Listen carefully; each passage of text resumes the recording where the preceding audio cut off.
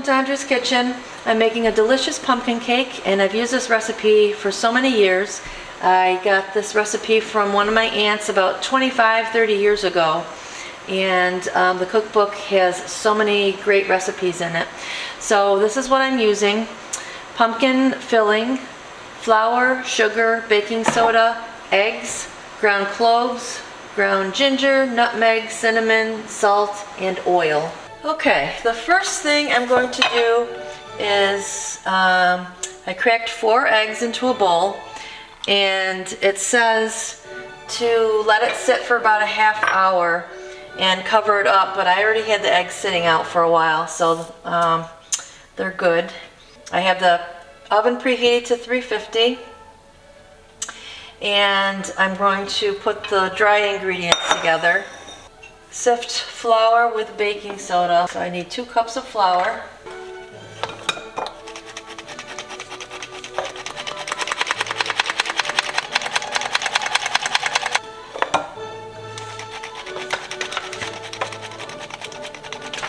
There's the second cup.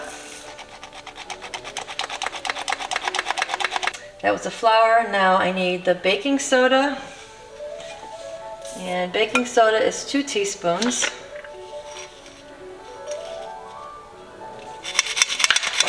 Half a teaspoon of salt. 1 teaspoon of ground cloves. 2 teaspoons of ground cinnamon. I don't think you need to sift all that, but I'm putting it anyway. Ginger. Nutmeg. So I'll go over the list again of measurements. It was 2 cups of flour, 2 teaspoons of baking soda, half a teaspoon of salt, 1 teaspoon of ground cloves, 2 teaspoons of ground cinnamon, half a teaspoon of ground ginger, 1/4 teaspoon of ground nutmeg,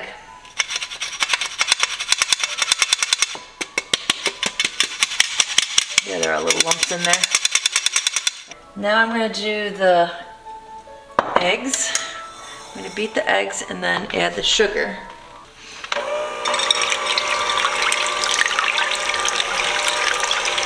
It says high speed.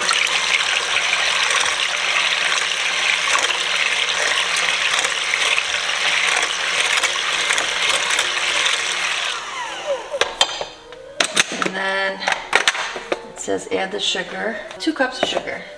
So you add sugar and continue to beat until eggs are lemony in color and the mixture is light and fluffy.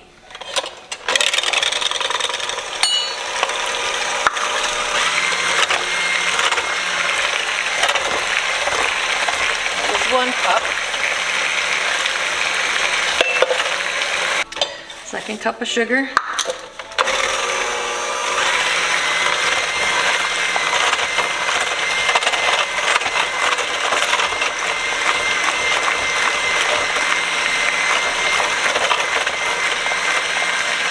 Once that's beaten, I'm going to start adding the other ingredients. Gradually add oil and pumpkin in, beating well after each addition to blend thoroughly. So I'm adding the oil now. 1 cup of oil.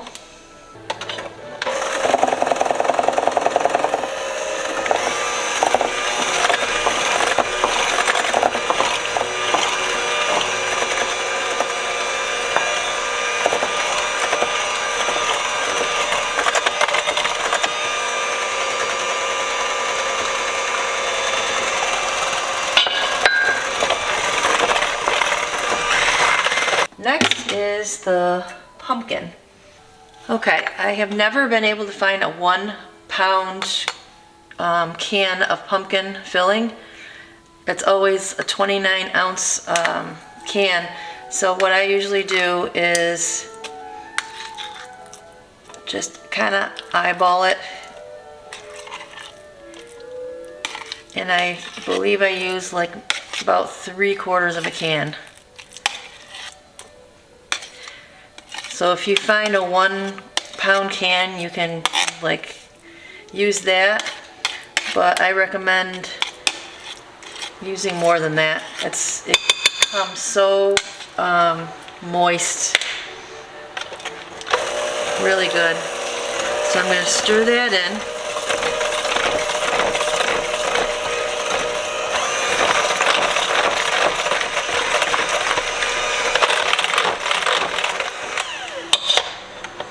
Next, dry ingredients. I'm just going to add a half of it and mix it, and then the rest.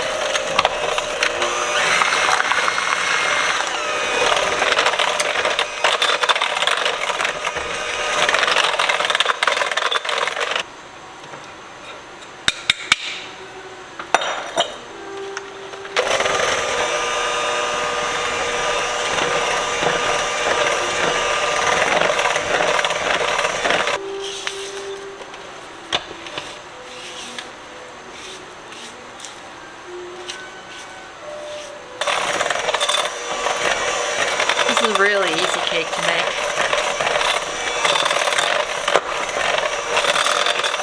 So in the recipe it has a cream cheese frosting that you can make, and I'm not going to make it. I made it once and it was pretty good, but I prefer Real Whip, you know, the spray cans of Real Whip. That's what I use when I'm serving it. So in the description I'm going to put the cheesecake recipe in there, so you can make that if you want.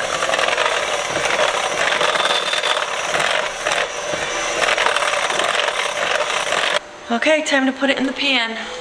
And this is a 10-inch pan that I'm using. It says without a removable bottom. Bake for 1 hour or until surface springs back when gently pressed with fingertips.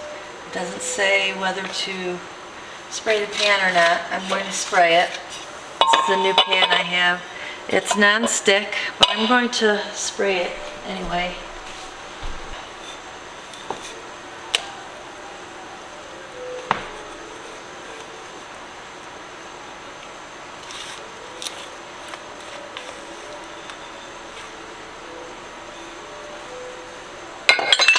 Now what I'm doing is, I don't have time to bake right before Thanksgiving, so I'm going to put this in the freezer.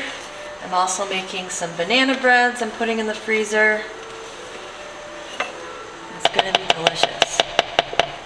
I smoothed it all out, and it's time to put it in the oven for about an hour. Okay, here it is. Smells wonderful in here, and it passes the toothpick test. I leave it as is. You can cool it off completely and put powdered sugar on it.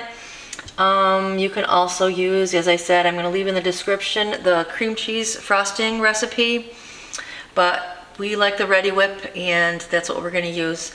Whenever I make it, I always do it the day before and put it in the refrigerator. That's my favorite way of eating it. I don't really eat it the same day, but that's just my opinion. Alright, I thought I'd show you how pretty it looks with the powdered sugar on it. And I'm going to cut into it because my son is not going to be able to join us for Thanksgiving. I'm going to end up making a second cake. So, thanks for watching.